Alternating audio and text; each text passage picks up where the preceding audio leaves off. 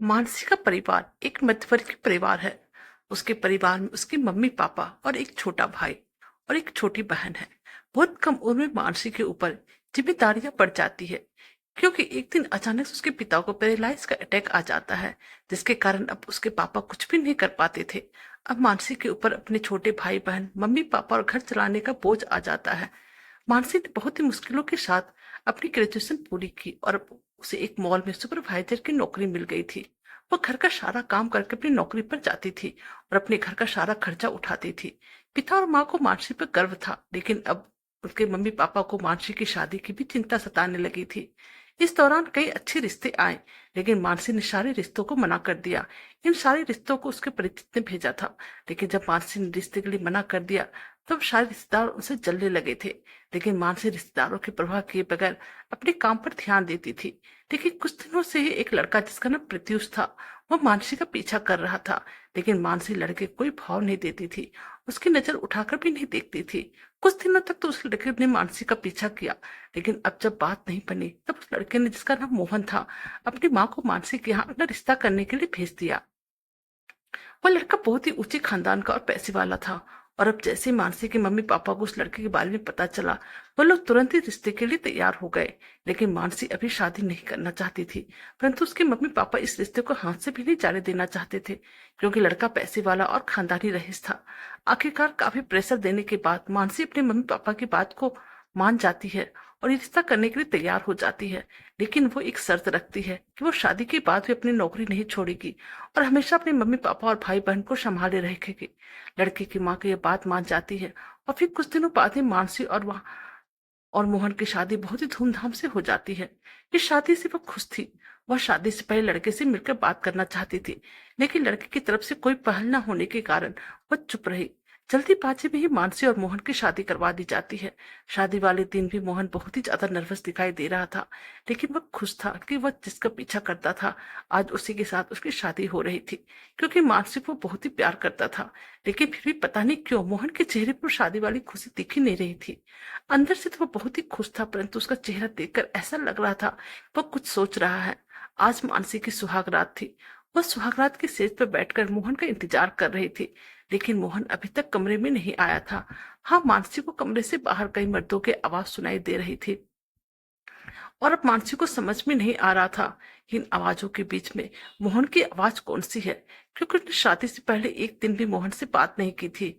और फिर थोड़ी देर बाद मोहन कमरे में आया तो उसके चेहरे का रंग उड़ा हुआ था। ऐसा लग रहा था कि वह किसी चीज से भयभीत है। मानसी एक नजर चुपके से उठाकर उसे देखती है। मोहन अब चुपचाप आकर बिस्तर के एक कोने पर बैठ जाता है और काफी देर तक यूं ही बैठा रहता है। मानसी को अब यह सब चीज बहुत ही अजीब लगता है। उसे समझ में नहीं आ रहा होता कि उसका पति मोहन ऐसा क्यों कर रहा है। काफी देर हो जाने के बाद भी मोहन उसके पास ना आता है और ना ही कुछ बोलता है। अब मानसी उससे बात करने के लिए आगे बढ़ती है। वह उसे कहती है, सुनिए, आप इतनी नर्वस मत होइए, मुझे पसंद है। यह आवाज सुनते मोहन उसकी तरफ मुड़ता है, तो मानसी उससे पूछती है, क्या हुआ, आप खुश तो है ना? मोहन केवल गर्दन हिलाता है। मानसी बोलती है, मुझे आपसे शादी से पहले बहुत सारी बातें करनी थी, लेकिन आपने पहल ही नहीं किया। चलिए अब हम दोनों बातें करते हैं और एक दूसरे के बारे में जानने की कोशिश करते हैं। मानसी की बात सुनने के बाद मोहन अब भी चुप रहता है। मानसी फिर बोलती है, आप कुछ बोल क्यों नहीं रहे हैं? अब मोहन के आंखों में आंसू आ जाते हैं। यह देखकर मानसी घबरा जाती है और बोलती है, क्या हुआ, मुझे बताइए तो। मोहन अब उसे इशारों में बताता है, वो बोल नहीं सकता है। यह सुनकर मानसी को जोरों का धक्का लगता है। वह एकदम से चुप हो जाती है और मोहन से दूर हो जाती है। पहली रात ही उसे पता चल जाता है कि उसके परिवार वालों के साथ धोखा हुआ है, क्योंकि लड़के वालों ने इतनी बड़ी बात उन लोगों से छुपाई थी। उसे धोखा बर्दाश्त नहीं होता है। वो अपने कमरे में घर वापस लौट आती है। उसके परिवार वालों को भी जब इस सच्चाई के बारे में पता चलता है, तो सभी लोग शौक रह जाते हैं और अपने आप कोसने लगते हैं कि बिना किसी चीज की जानकारी लिए हुए उन लोगों ने जल्दीबाजी में शादी क्यों कर दी। लेकिन मानसी अब चुप नहीं बैठने वाली थी। उसने ये ठान लिया था कि वह यह बात कोर्ट लेकर जाएगी।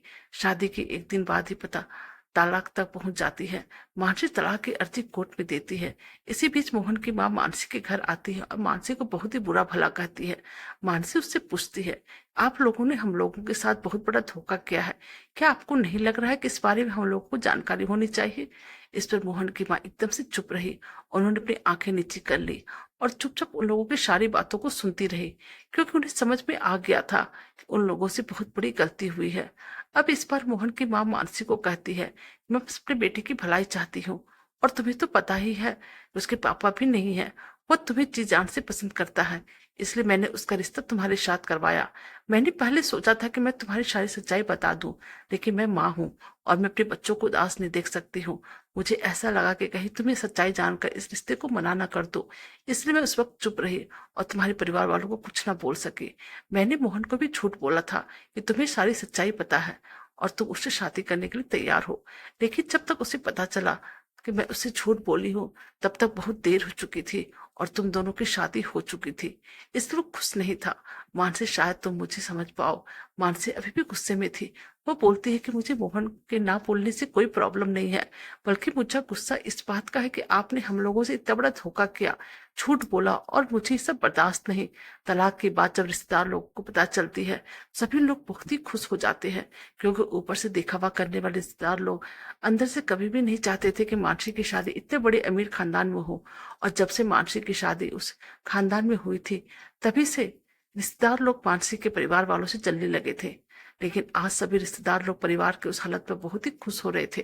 वही तलाक में अभी कुछ महीने का समय था। मानसी अब बिल्कुल पहले की तरह ही रहने लगी थी।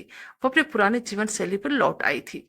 वह फिर से जॉब पर जाने लगी थी, लेकिन इस बार उसे फिर रास्ते में मोहन दिखाई देता है। बहुत दूर से मानसी को देख रहा होता है, लेकिन मानसी उसकी तरफ एक जरा भी नहीं देखती है। लगातार 1 महीने तक सिलसिला चलता रहता है। मानसी के आगे पीछे मानसी का मोहन दिखाई दे जाता है, लेकिन आज तक मानसी ने उससे कोई बात नहीं की। वह उसे अवॉइड कर रही थी। फिर एक दिन मानसी उसके पास जाकर बोलती है कि अब ये सब करने के कुछ नहीं होगा, और मैं नहीं चाहती कि तुम कुछ नाटक करो, इसलिए यहाँ आना बंद कर दो, समझे? मानसी की और बातें सुन रहा था। वह मानसी को इशारों इशारों में काफी कुछ कहना चाह रहा था, लेकिन मानसी बिना कुछ कहे सुने वहां से चली जाती है। अगले दिन फिर मोहन उसके ऑफिस आने वाले रास्ते पे खड़ा रहता है। इस बार फिर मानसी उसे रोकती है, तो मेरा पीछा करना छोड़ दो, नहीं तो मैं तुमसे बहुत दूर चली जाऊंगी, और कहीं ऐसा ना हो कि तुम मुझे दूर से भी ना देख पाओ। मानसी की बातें सुनकर इस बार मोहन हम अपना सर हिलाता है और इशारे में उसे बताता है कि ठीक है, वो आगे से उसका पीछा नहीं करेगा। बस एक बार, आखिरी बार, वह उसके साथ कॉफी पीना चाहता है। फिर वह कभी भी अपना चेहरा मानसी को नहीं दिखाएगा। मानसी राजी हो जाती है। अगले दिन उसी जगह पर मोहन खड़ा रहता है।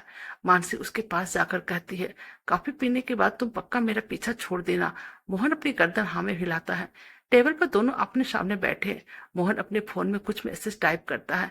मानसी उसको देख भी नहीं रही थी। अब मानसी के फोन में मैसेज आता है।